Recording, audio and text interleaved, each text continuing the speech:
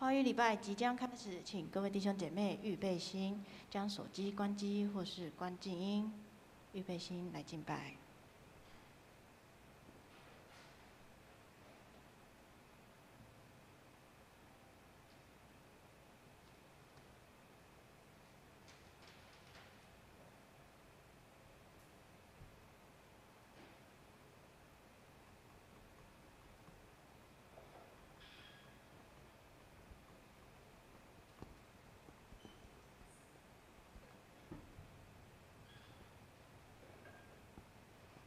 各位弟兄姐妹平安，感谢主。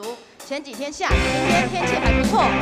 那现在邀请大家站立起来，献上我们的歌声，献上我们的肢体，我们一起来赞美敬拜。我们可以跟左右邻居挥挥手。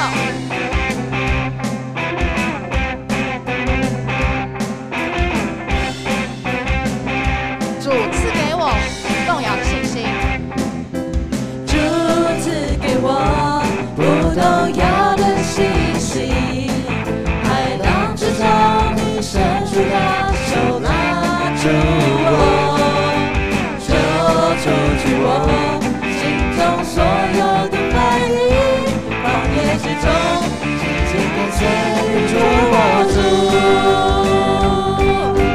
海浪之中我必不沉沦，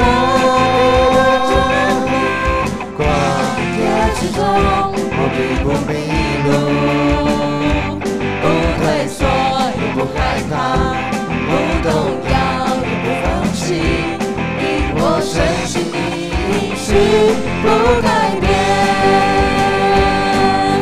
困难之中，我仍然赞美，疑惑之中，我仍然祷告。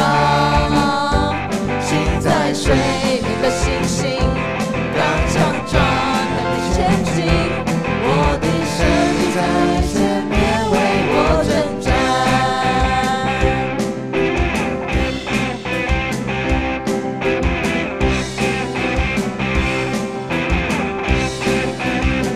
再来唱一次。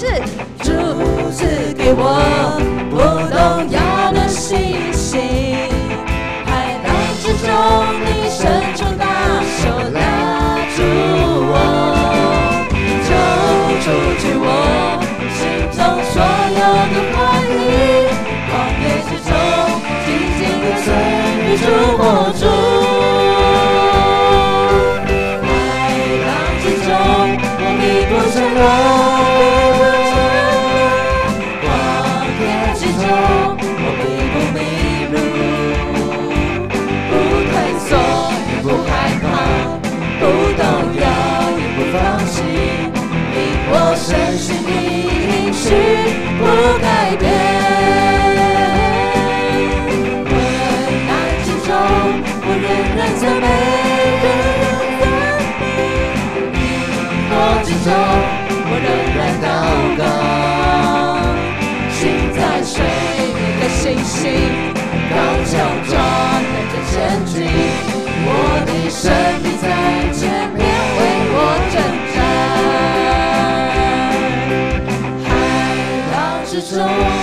必不沉沦。旷野之中，我必不迷路，不退缩，也不害怕，不动摇，也不放弃，因我深信你应许不改变。中，我仍然赞美，迷惑之中，我仍然祷告。心在水面的信心，刚强壮胆的前进。我的生命在前面为我征战。心在水面的信心，刚强壮胆的前进。我的生命在前面为我征战。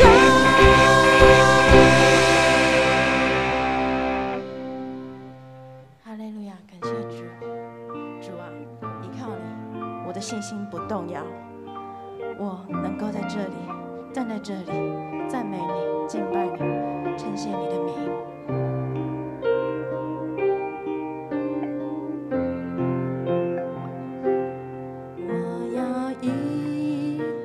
呈现你，在主神面前歌颂你，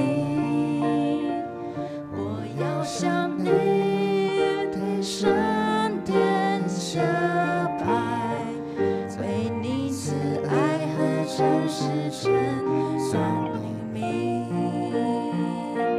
我要一心呈现你，在主神面前歌颂你，我要向你的神殿下拜，为你慈爱和诚实称赞你名，我要歌颂耶和华作为，因你慈爱永远长存。我虽行在困苦患难中，你应许必将我救活。我要歌颂耶和华作为，因你的名大有荣耀。我呼求时，你必应允我，鼓励我，使我心里有能力。我要歌颂耶和华作为，因你慈爱永远长存。我虽行在困苦患难中，你应许必将我救活。我要歌颂耶和华作为，因你的名大有荣耀。我呼求时，你必应允我，鼓励我，使我心里有能力。我呼求时，你必应允我，鼓励我，使我心里有能力。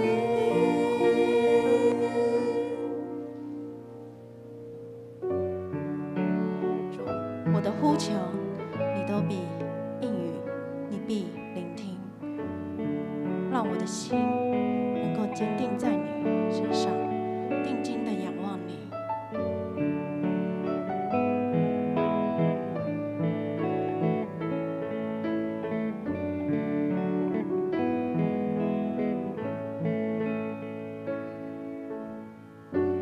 耶稣基督，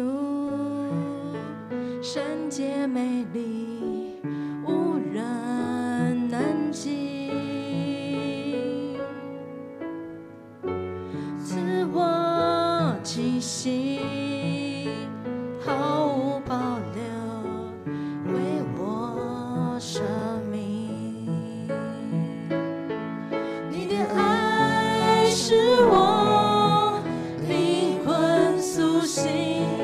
患难中我能刚强站立。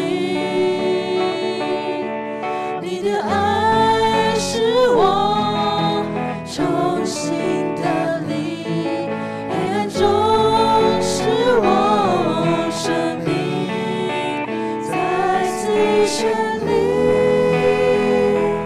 我心坚定于你，眼目专注于你，风浪之中有你同行，不畏惧。我心坚定于你，我灵降服于你，在你怀中平静安稳，我必得安息。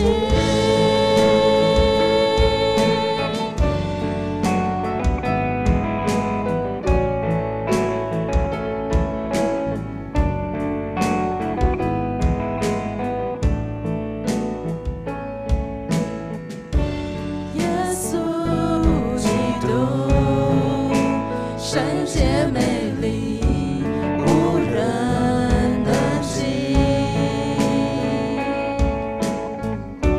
自我气息，毫无保留，为我舍命。你的爱使我灵魂苏醒，患难中我能刚强站立。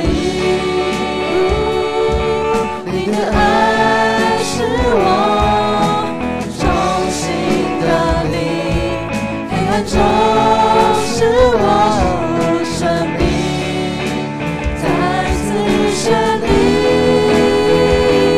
我心坚定于你，眼目专注于你，风浪之中有你同行，不畏惧。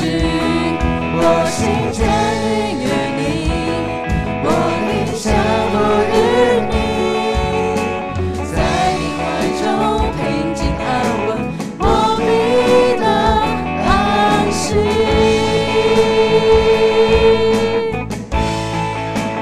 我们在这里献上我们的心，摆上我们的一切，我们可以跟主诉说，可以自由来敬拜。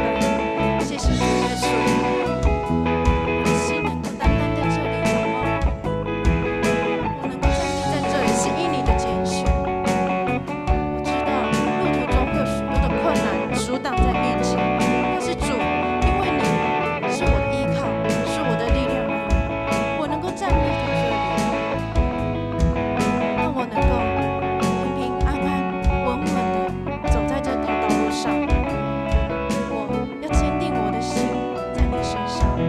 谢谢主耶稣，我们的软弱你都看见，我们的需要你都看见，你必成为我们的帮助。因着你，让我能够不动摇我的信心，我能够不断地向你祷告，不断地向你祈求，因为这一切都是你的赏赐，你必有你的安排，在我们每一个人的人生当中，我们的一切都交托在你的手上。孩子会有彷徨的时候，可是主，你依然默默地扶持着我们每一个人，扶持着我们的心，坚固我们，成为我们的磐石，成为我们这前面道路上的光。谢谢主耶稣，我将我的心，将我的一切交托在你手中，摆在你的面前。哈利路亚，哈利路亚，奉主耶稣名，阿门。我的心必要坚定在你的当中，因你的爱，使我能够在你里面。你的爱，你的爱，你的爱使我灵魂苏醒，患难中我能刚强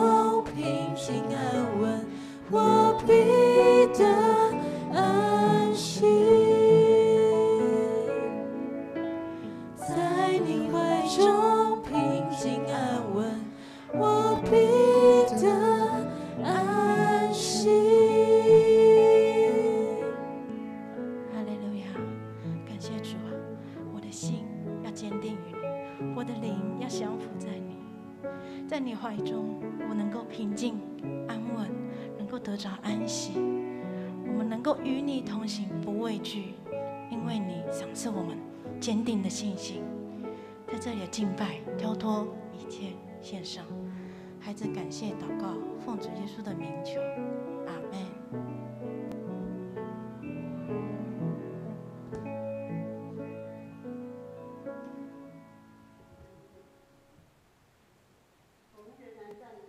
用使徒信经来告别我们的信仰。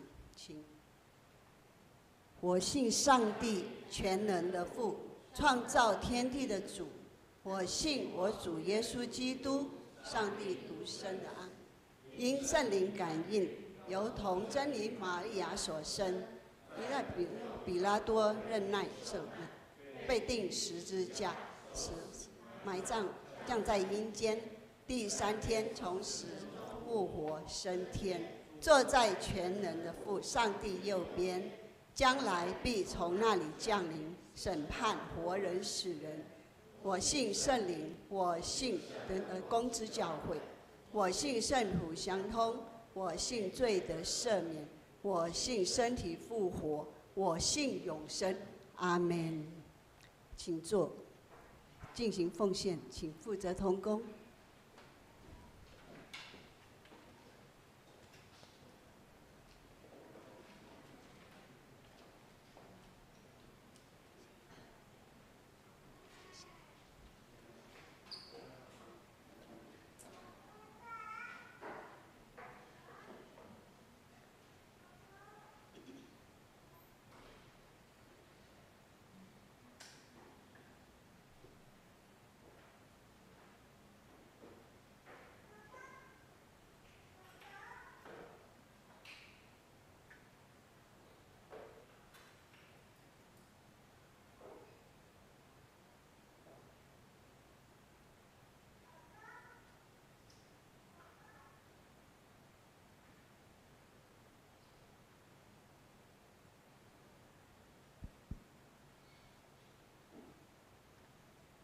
我们一起来祷告。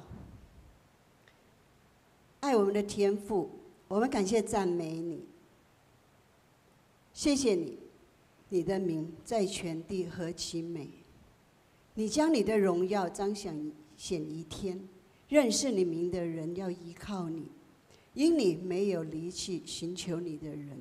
谢谢你，耶稣，每时每刻，我们都需要你话语来浇灌我们，光照我们，需要你的爱和恩典来托住我们。求你赐给我们谦卑的心仰望你。这时我们献上金钱，从你而得来的献还给你，也献上我们的身心灵和时间，分别为圣来跟随你。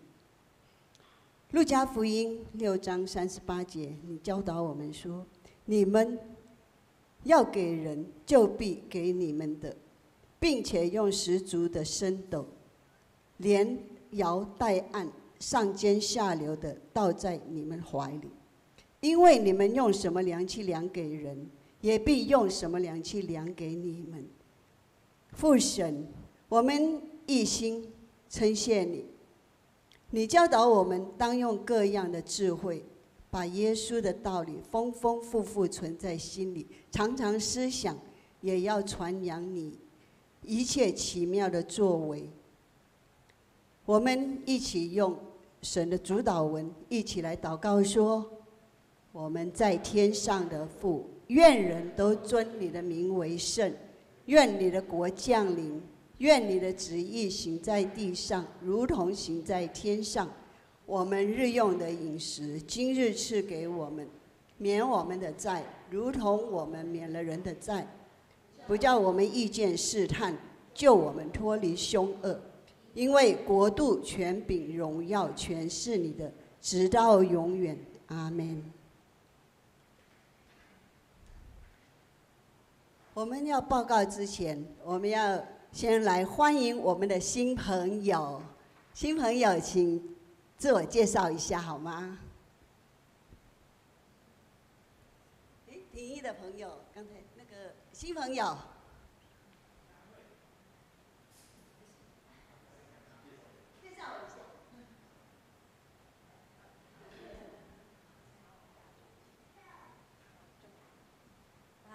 他是子刚，然后是爬山认识的朋友。对。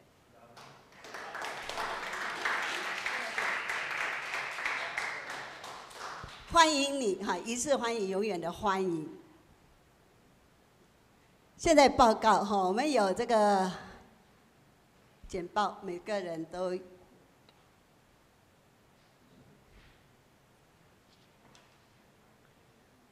报告消息哈，教会的消息。第一呢，请各团契会长将第3季聚会内容与服事同工排班，好，最迟于本主日提前交给干事会诊。好，第二题呢，下主日于6月25下午2点，好，以建成国中篮球场，于建成篮球队与大安教会进行交谊赛，欢迎有志者一同前往，加油打气。好，第3，下主日因时逢端午节连假，哈，有主日爱餐呢，我们暂停1次，哈，请大家留意。第4点，7月2日下午3点，本堂青年夫妇郭正尧传道与杨秀文传道，于台南中会德光教会封牧，就任为教育牧师和宣教牧师，恭喜他们。第5。2023年4月5月份的教会财务报表已经公布，好，请自行参阅。第6，近期有流行类流行流感、新冠等疫情升温，请大家加强个人卫生习惯，身体若有不适，请务必戴好口罩。那奉献明细呢？如果自己看一下，如果有什么错误的话，请跟我们会居和干事联络。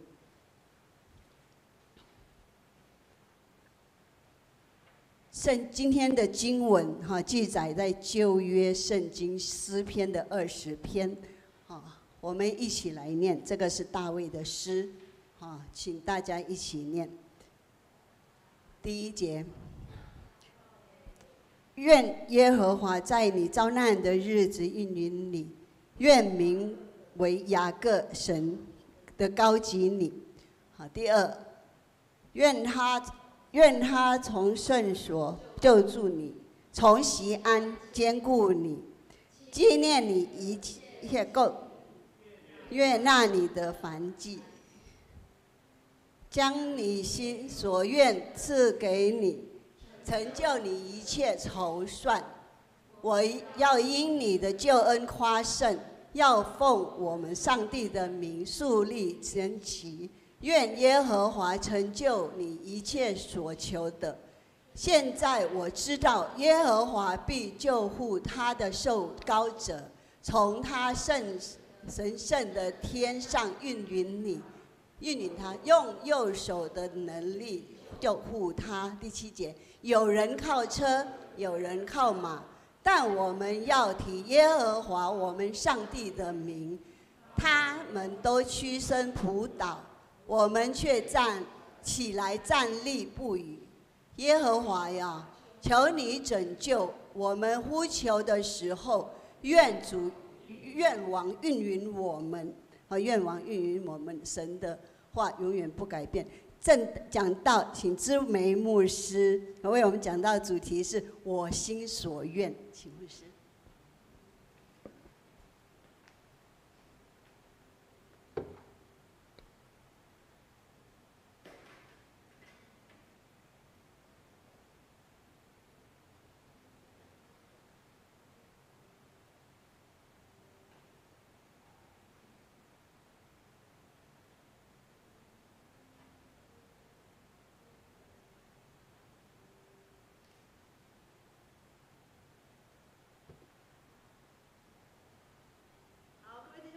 平安，好像有点高，再下去一点。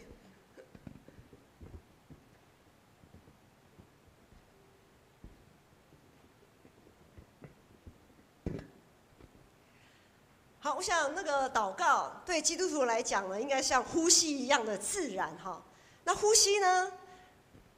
呼吸会有固定的什么形式吗？不会嘛，就很自然嘛，任何时候都可以呼吸。意思是祷告也不一定要有一个固定的样貌、固定的形式。祷告可以站着、坐着、躺着，好，甚至于睡觉，如果你睡不着的时候也是可以祷告，好，然后也可以睁着眼祷告、闭着眼祷告。即使你在一个很忙碌、慌乱的过程当中，你也可以祷告。还记得我们之前在读约书亚记？约书亚有一个祷告说：“太阳啊停住，月亮啊止住。”还记得吗？好，在主日讲到有一个礼拜的主日讲到这个经文，然后太阳、月亮就马上就止住了。所以只要你有需要，无时无刻你都可以祷告。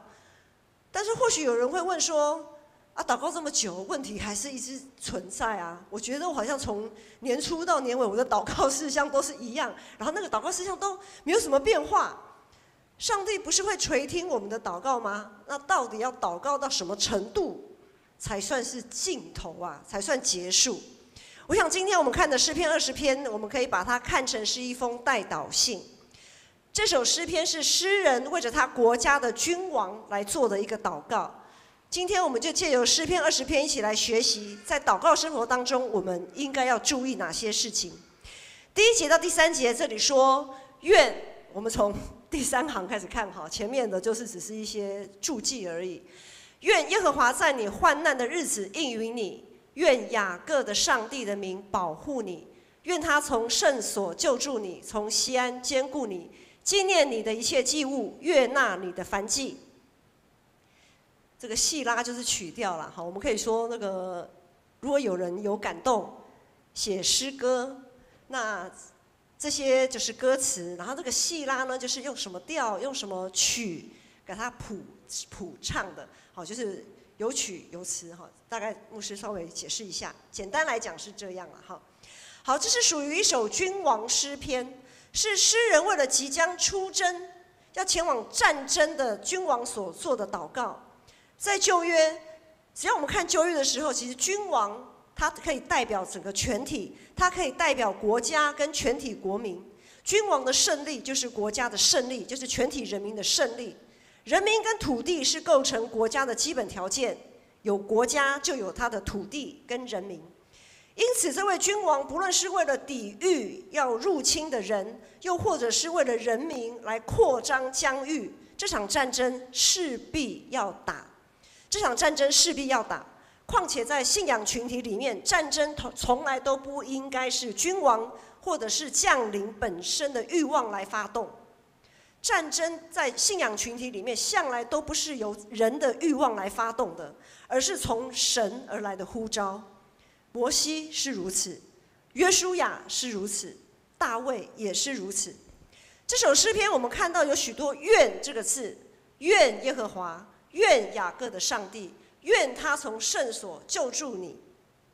这个愿这个字呢，表达一种非常迫切的盼望，一个迫切的盼望跟祝福。在主祷文一开始也有这样的迫切，愿你的名为圣，愿你的国降临，愿你的旨意行在地上如同行在天上。有非常的愿这个字，耶稣非常的迫切盼望天父上帝的名在人世间被高举，同时也迫切要祝福那些凡高举上帝的名的人。从诗人的祷告可以发现，他内心所看重的，就好像我们会把我们所看为重要的事件、人事物放在我们的祷告里。这位诗人对于国家的患难、君王的患难跟人民的患难有相当程度的迫切。我们再翻下一页，这边有说，我们要不对，上一页不好意思。好，这边说愿他从圣所救助你，从锡安坚固你。我们有看到一些动词哈，救助、坚固，然后呢，纪念你的一切祭物，悦纳你的燔祭，愿耶和华在你患难的日子应允你、保护你等等的这一切。在一场战役当中，诗人的祷告还算是相当的完整，滴水不漏。应允、保护、救助跟坚固，对一场战争勇士战场上的士兵来讲是非常重要的。诗人相信君王最终之所以能够战胜，不是因为他运筹帷幄，不是因为他的领袖魅力，也不是因为他有忠心跟随他的将士。没有错啦，在表面上看起来的确是如此，在表面上看起来的确是要这个君王有能力、谋略、勇气、运筹帷幄，也要有忠心跟随的将士。但是呢，一位君王他之所以能够调动千军万马，他之所以能够调动千军万马，都是来自于上帝的感动与作为。因此，诗人才会在一开始这边讲说：愿上帝应允你，保护你；愿上帝从圣所帮助你，从西安坚固你。诗人通过这样子的公开祷告，提醒这位君王，提醒什么呢？提醒这位君王说：你所能拥有的一切，你要出征打仗之前，你所拥有的这些后盾、这些资源，都是来自于上帝。在战场上这么血脉喷张的过程，很容易让我们怎么讲？就会忘记自己不过是个人而已。当我们战胜的时候，我们会壮大自己，我们会想说：哇，这一切的胜利都是我，都是因为我。我们看篮球比赛好了啦，简单比较贴近我们现在。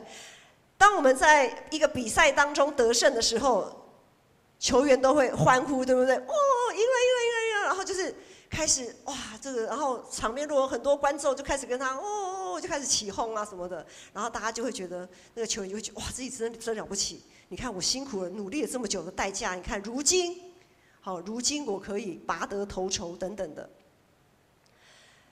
在战场这么血脉喷张的过程当中，得胜了，很容易就会忘记自己不过是个人，不过是上帝所使用的器皿而已，很容易就自高自大，会以为这一切的成就筹算都来自于自己的能力。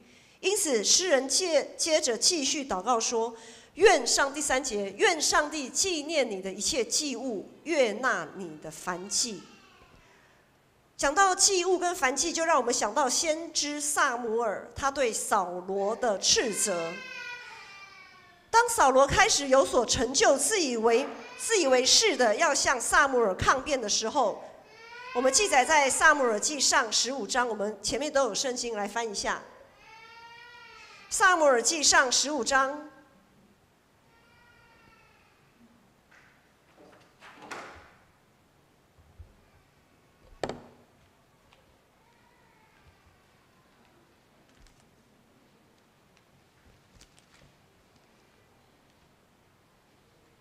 撒母耳记上15章282页那边，我们可以先从281页来看。撒母耳记15章在讲什么事呢？281页，撒母耳记15章在记载，牧师就简单讲哈，就是记载扫罗跟亚玛利人的一个征战。在这场征战当中呢，上帝已经耳提面命了，已经先告诉他们了，说你们要把所有的第3节，15章第3节说：现在你要去击打亚玛利人，灭尽他们所有的，不可怜惜他们，将男女孩童、吃奶的，并牛羊骆驼和驴尽行杀死。意思是全部一点一滴都不留。好，然后呢，我们再往后翻，跳到20节。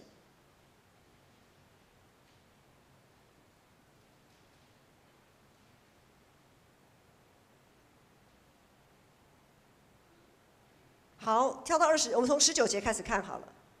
15章的19节，撒母耳就指责，因为他并没有灭尽。好，扫罗在这场战争当中，他并没有灭尽那一些牛羊驴那些。好，所以19节呢，撒母耳就斥责他说：你为何没有听从耶和华的命令，急忙掳掠财物？因为这些财物本来是要灭尽的，可是扫罗和他的百姓看为好，然后呢，他说：为什么你没有听从耶和华的命令，然后急着要掳掠那些财物，然后行耶和华眼中看为恶的事呢？扫罗他还抗辩，他就向撒母耳抗辩说：“我实在听从了耶和华的命令，最好是啊，哈。”然后呢，他又说了空口就是睁着眼说瞎话。他说：“我也行了耶和华所差遣我行的路，擒了亚玛利王亚甲来，灭尽了亚玛利人。百姓，他还蛮会推卸责任的，哈。他说百姓却在所当灭的物中取了最好的牛羊，要在吉甲献与耶和华你的上帝。”好，然后呢，这件事情就是这样。最后撒母耳就斥责他说，在22节，撒母耳说：“好，然后接着我们就一起来读，请耶和华喜悦燔祭和平安祭。岂如喜悦人听从他的话呢？听命胜于献祭，顺从胜于公羊的脂油。悖逆的罪与行邪术的罪相等，顽梗的罪与拜虚神和偶像的罪相同。你既厌弃耶和华的命令，耶和华也厌弃你做王。”好，这是我们看到扫罗的这个例子。当我们自以为已经付上代价，献上了祭物，就像扫罗这样，他去征战了，他也打了，也杀了，他自以为他付上了代价了。我们呢，很多时候我们也以为我们付上了代价，献上了祭物，就理所当然的应该可以取得任何形式的回报的时候，扫罗留下了上好的牛羊，没有杀掉，没有灭掉，这是扫罗看为好的嘛？但是上帝不这么认为啊！但是扫罗明显就违背了上帝的命令。因此，牧师再说一次：当我们自以为付上代价、献上祭物，就理所应该有所回报的时候，在先知撒母耳的话中，就如同犯了顽梗悖逆的罪。当我们献上祭物，却想要有一点点回报的那一刹那，这祭物就成了可以跟上帝谈条件的筹码。弟兄姐妹，当我们为了某种目的付出努力跟代价，当我们心中为了某些筹算而不断在向上帝祷告的时候，我们所做的这一些祷告，我们所献上的各种形式的献祭，难道是让我们对上帝到底是可以让我们对上帝有更多的信靠顺服，还是会让我们像扫罗这样子渐渐走向顽梗跟悖逆？我们理当会为我们所关注的一切来祷告。有的时候我们祷告不用多久，就马上会得到回应，就像约书亚这样子。甚至有的时候，但是有的时候我们会需要祷告到一段时间，才会好像看到一点点眉目。但是有的时候我们的祷告似乎看不到尽头。我祷告这件事情祷告这么久，怎么好像都完全没有什么动静啊？常常我们会发现，在祷告过程当中，我们还是只能做我们能做的事情，我们还是只能不断的献上各种形式的祭物，比如说我们的敬拜，比如说我们的祷告，比如说我们的服事，比如说我们的奉献等等，这些都是我们所献给上帝的祭物。或许有人会在心里碎念说：“牧师啊，我就已经很努力的朝着我们周报后面有基督徒8要嘛，之前有讲过，对不对？周报的封底下面这一行彩色的图，好，基督徒8要有几次牧师在主日礼拜讲道的时候有讲到。有人或许会想说：我也有朝着这个基督徒8要去努力啊，我该做的都做了，我也尽量在做了。或者又会想说，牧师要我们朝着教会的意向不断的向前努力。比如说叫我们教会的意向是什么？就是读经祷告、委身服事、彼此相爱。我们想想，我也从来没有间断。但是为什么我内心所盘算、所关切的那些事情，却依然没有着落，甚至与我心里所愿意的相违背？还有一种情况就是，当意外发生，特别是当意外发生在一个我们认为的好人的身上的时候，也常会听见有人说：“哎，某某人他是这么的爱主，尽心尽性尽意的服侍上帝，为什么他会碰到这么倒霉的事情？为什么他会遭遇这样子？比如说出个车祸哦，或山崩啊、土石流啊这种，为什么他会碰到这样的事情？为何他会落到如此的下场？”弟兄姐妹，当我们在这样子去想的时候，我们要非常的小心。那个人尽心尽性尽力的服侍，尽心的献祭，在我们的眼里看起来，难道那些东西是他跟上帝谈判的筹码吗？那些东西是他拿来跟上帝贿赂，然后让他有个就是什么都不缺，然后一帆风顺，坐拥所有的荣华富贵的条件吗？在我们漫长祷告的过程当中，我们是不是自己也曾经闪过这样子的想法？这位诗人他祈愿上帝能够纪念君王一切的祭物，并悦纳他所献的燔祭。如今我们所献给上帝的祭物或燔祭，到底是一种贿赂，还是交换条件，还是即或不然，我们就是诚心所愿，上帝就愿你的旨意成就。如果我们所献的祭物是一种交换条件的贿赂，那是一个相当严重的罪，因为我们自以为可以操控上帝。当你去拿东西去贿赂、进行贿赂的时候，你就觉得你可以操控他，你就可以操弄他。恶人的计谋，我们会在不知不觉当中，已经在跟上帝谈条件了。若是如此，我们恐怕完全不会希望上帝会纪念我的祭物啊，因为我所献祭的这一切，我们所献上的这些祭物，正好证明了自己那不顺服、悖逆、顽梗的罪。当然，若我们所献上的祭物实在是上帝所悦纳的信靠跟顺服，就是我还是可以祷告，我还是可以求，但是呢，结果如何，我就是信靠，我就是顺服。即使祷告未蒙垂听，当祷告有垂听就没有什么问题了嘛，对不对？会有问题的就是因为祷告，我们觉得祷告不蒙垂听的时候。好，如果我们所献上的确实是上帝悦纳的，然后我们也信靠也顺服，即使祷告未蒙垂听，正确来说应该是上帝并没有按着我们心里所愿的去这样子来成就，那我们也算尽到诸般的义了。因为在这个过程当中，我们一定会不断调整自己，我们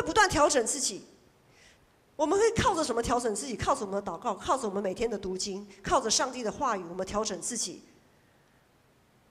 那在这个过程当中，即便祷告不蒙，外表看起来好像不蒙垂听，但是我们尽到诸般的义，我们也是一位昼夜思想上帝律法的人。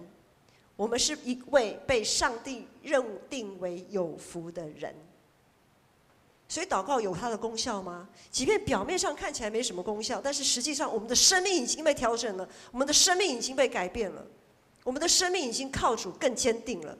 好，再来第4节、第5节。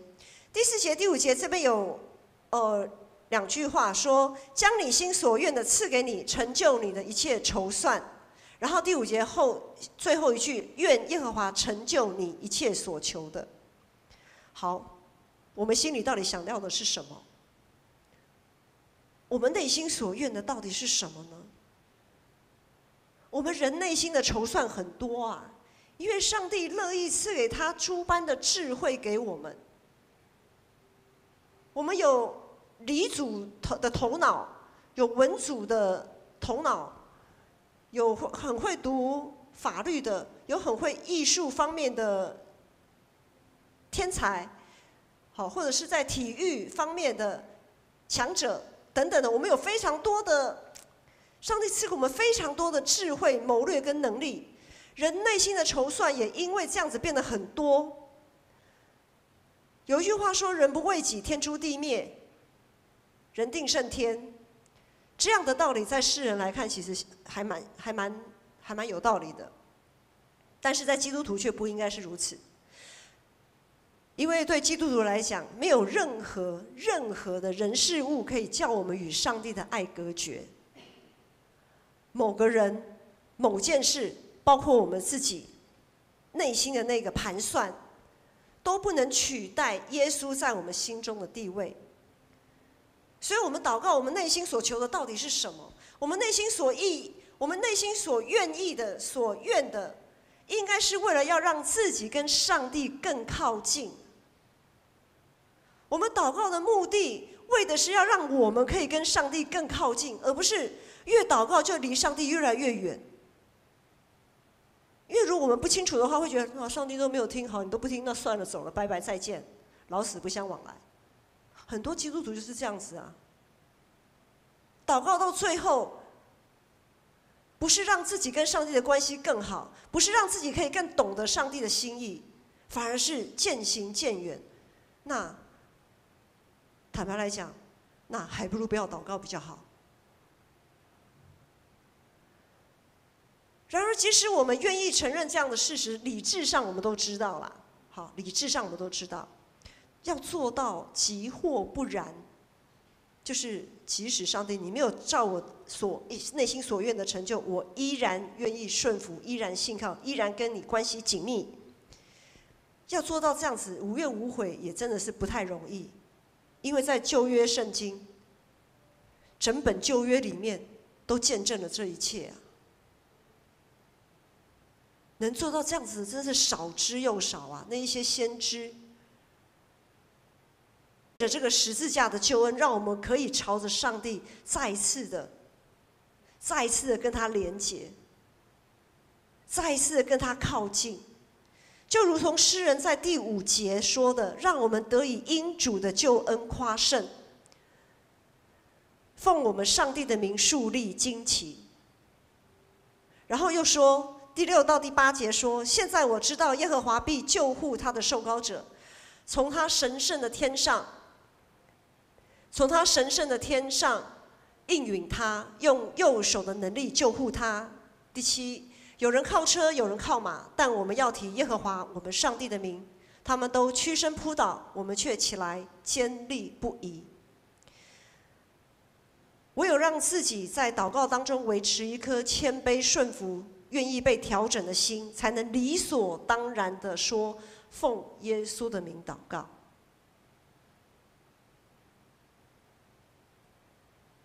奉耶稣的名祷告，大家有好好想这句话的意思吗？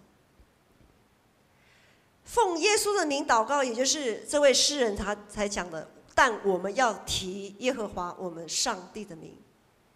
今天我们的祷告不是靠着我们自己的力量能成就的，不是靠着某些人的力量可以成就的，是靠着耶稣。我们是提耶稣的名祷告，我们是奉耶稣的名祷告。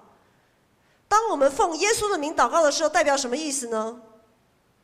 耶稣是怎么样的祷告？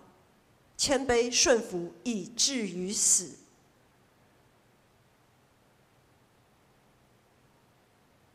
他非常不想要喝那个杯啊，可是他却说：“上帝啊，不要照我的意思，乃是要照你的意思。”所以，当我们在奉耶稣的名祷告的时候，那个同时我们要有的一个态度是：“主啊，不是照我的意思，乃是照你的意思。”我们会祷告，是因为我们确信耶和华必救护他的受膏者，就是刚才前页第6节。他确信耶和华是他的，会救护他的受膏者。我们因为这样子的确信，我们祷告。然后当我们奉耶稣的名祷告的时候，就表示我们已经准备好放下一切我们内心的筹算，我们已经准备好要交出主权了。可是很多时候我们都这个动作做不太到位。第7节说：“有人靠车，有人靠马，但我们要提耶和华我们上帝的名。”再说一次，当我们奉耶稣的名祷告的时候，就是准备要将我们内心所愿的转化变成是上帝所愿的，是耶稣所愿的，也就是主祷文里面说的愿主的旨意来成就。弟兄姐妹，我们在每主日礼拜3的查经祷告会，还有每一天，我们都在奉耶稣基督的名祷告，盼望我们内心所愿的，都能从人的意愿、人的需要上移转到上帝的心意里。我们当然有我们有限的眼光看到的我们的需要，或某些人事物的需要。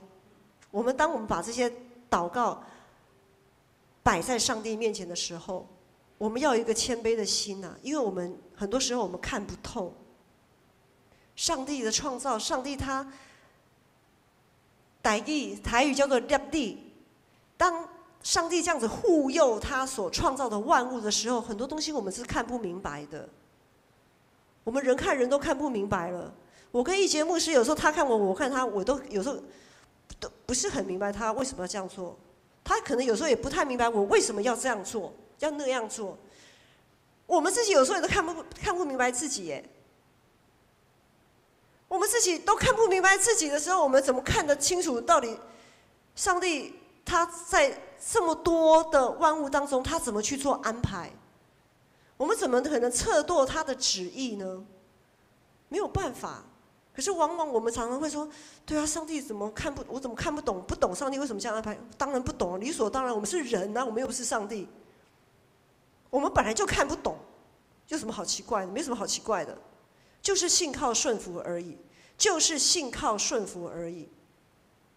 不论上帝如何成就，不论我们的祷告是否能看到尽头，我们每一个人在上帝面前总是要坚定不移啊。如果上帝没有感动你要做调整，或者是上帝的感动你消灭了圣灵的感动，那么我们自己真的还是要继续的祷告到有一天让你看到上帝的旨意到底是什么。那如果说你的祷告、你的旨意跟上帝的旨意、跟你的心意跟上帝的旨意是一样的，那可能是上帝的时候还未到，也是要继续的祷告，就是要持续的持守在上帝面前坚定不移。即使我们一不小心在祷告生活过程当中，我们不小心想要靠车靠马来数算自己的成就，来筹算自己的手上的资源，即使我们不小心想要拿着祭物要跟上帝交换条件、讨价还价，甚至于去贿赂上帝，即使我们有的时候可能会像那些不敬虔的人一样全身扑倒。什么时候会全身扑倒？就是刚才讲过的，越祷告就离上帝越来越远，就觉得上帝算了，你根本就不保护我，我祷告了，你根本不应允我。讲得那么好听，圣经上那么多应许讲那么好听，结果你一样都没有做到，你算什么上帝？然后呢，就离开了，就全身扑倒了。即使我们的祷告生活当中可能经历了这么多事件，但只要我们仍然持守这个信仰，我们继续来敬拜，继续聚会，继续读经，只要我们在圣灵保惠师的提醒底下愿意悔改认错。圣灵保惠师是一个非常宝贵的礼物，是耶稣基督死而复活以后，他升天以后跟圣父一起差派下来，对我们来讲真理的灵啊。圣灵在我们每一个里面无时无刻的保护我们自己，让我们可以调整。只要我们在圣灵的保守底下，我们就依然能够靠着耶稣基督重新站起来，坚定不移。接着我们看最后一节经文第9节，这里说：耶和华求你拯救，我们呼求的时候，愿王应允我们。另外有个版本的翻译会比较清楚，另外一个版本的翻译是说：耶和华求你拯救君王，因为刚才说的这个诗人是为了这个君王来祷告，也是为了全体国家国民来祷告。耶和华求你拯救君王，我们呼求的时候，愿主你应允我们。这是比较清楚的版本。是的，我愿我们的祷告都常在上帝面前，当我们彼此代祷向神呼求的时候，愿我们的心都能紧紧的与主相连，愿我们内心所愿的就是上帝所愿的。我们一起起立来唱这首诗歌，在我们的祷告生活里面，愿我们的心都可以坚定于我们的主。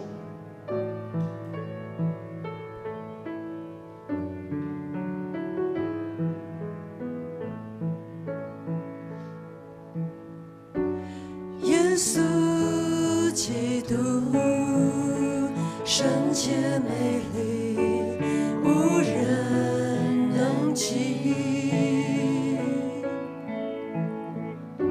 死我气息，毫无保留，为我舍命。耶稣基督，耶稣基督圣洁美丽，无人能及，死我气息，毫无保留，为我舍命。主的爱，你的爱使我灵魂苏醒，患难中我能刚强站立。你的爱使我重新得力，黑暗中使我生命再次胜利。我心坚定于你，眼目专注于你，风浪之中有你同行，不畏惧。我心坚定于你，我灵降服于你，在你怀中平静安稳，我必得安息。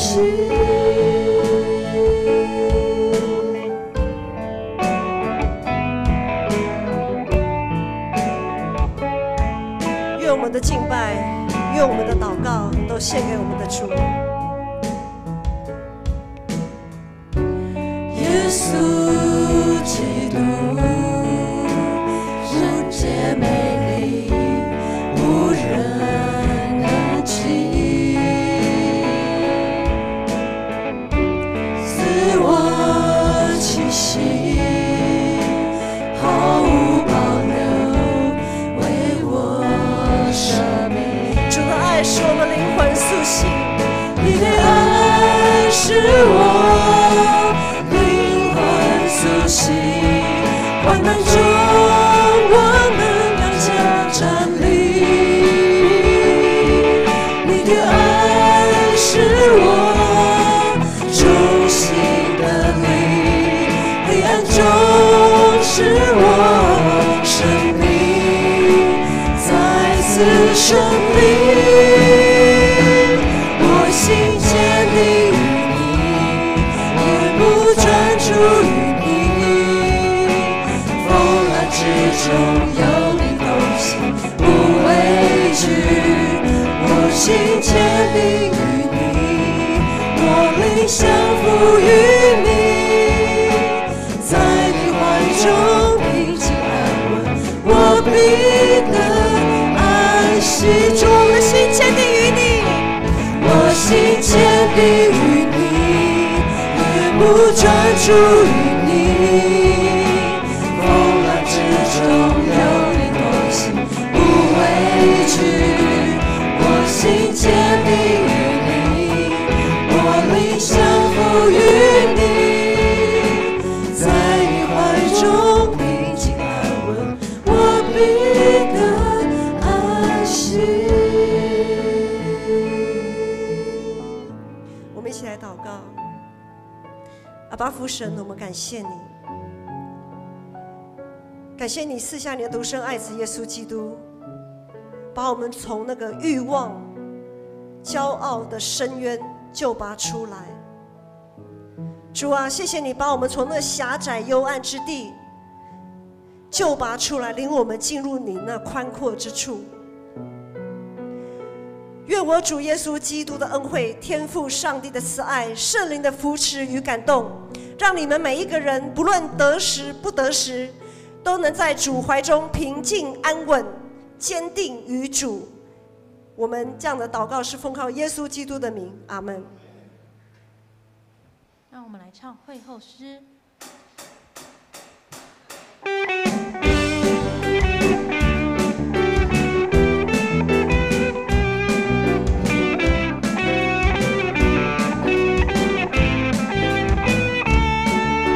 主，求你使用我，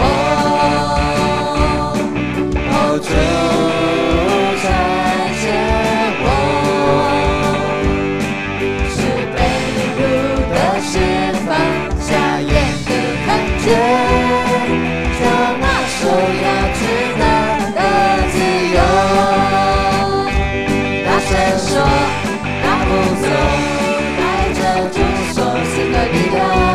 勇敢地面对每天的不一样，每天都会跟有主同行，我不害怕，我要去传扬，每天都说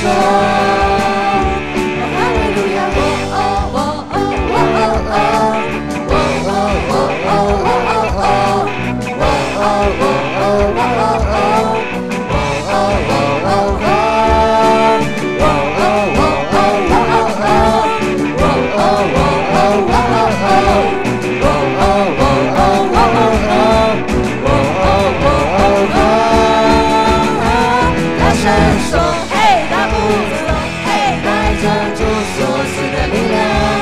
勇敢地面对每天的不一样，每天走每天有主同行，我不害怕，我要去传扬，每天都说哈利路亚，哈利路亚，哈利路亚，哈利路亚。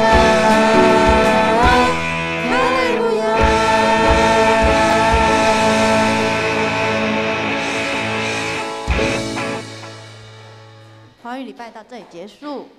楼下有爱餐吗？好，楼下有爱餐可以享用。